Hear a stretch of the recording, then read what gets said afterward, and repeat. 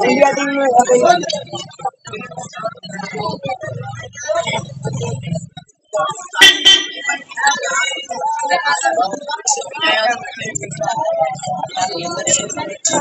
आधा घंटे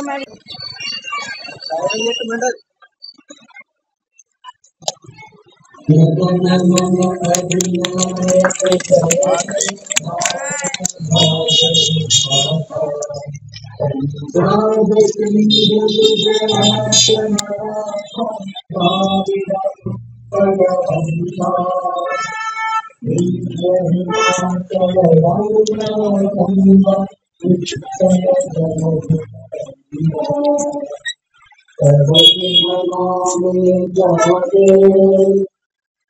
शुभ आशीष मांगे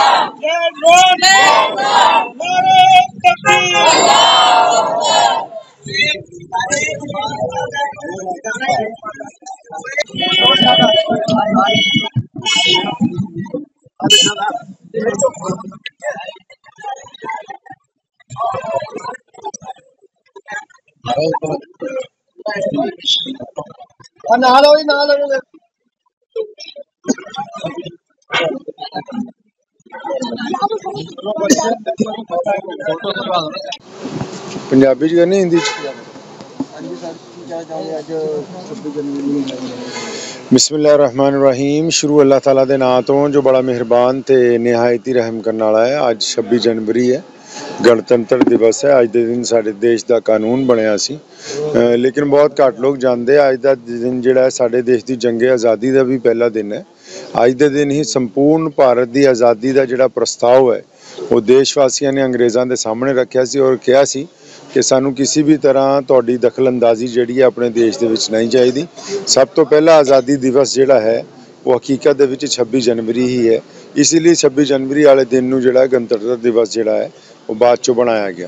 तो मैं इस मौके पर सारिआं नूं कहना चाहुंदा कि देश की एकता नूं, अखंडता नूं और देश के दस्तूर नूं, कानून नूं मजबूत बना के रखो, ताकि कोई भी फिरकाप्रस्त ताकत जिहड़ी है, जिहड़े लोग समय समय सिर फिरकू गल्लां करके या फिरकू गठबंधन करन तो बाद लोकां नूं या कौमां नूं या जनता नूं गुमराह करना चाहते हैं, उन्हां तो बचिया जा सके और देश नूं हमेशा मजबूत हत्थां दे विच रखिया जा सके।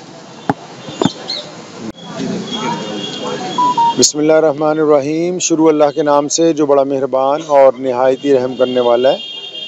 आज यौम जमहूरिया है। आज के दिन हमारे मुल्क का कानून बना था, लेकिन बहुत कम लोग जानते हैं कि ये दिन जो है हमारे मुल्क की आज़ादी का पहला दिन भी है, क्योंकि सन 1947 से पहले देश की संपूर्ण आज़ादी का प्रस्ताव जो था वो आज के दिन ही रखा गया था। तो इसलिए ये हमें आज़ादी की याद भी दिलाता है, आज़ादी के परवानों की याद दिलाता है। तो मैं सारे देशवासियों से ये कहना चाहूँगा कि देश की अखंडता को और देश के दस्तूर को, देश के कानून को संभाल के रखने के लिए एक दूसरे का हमेशा साथ देते रहें। फिरकाप्रस्त ताकतों के खिलाफ हमेशा एक दूसरे से भाईचारा, आपसी भाईचारक साथ जो है उसको हमेशा बरकरार रखें।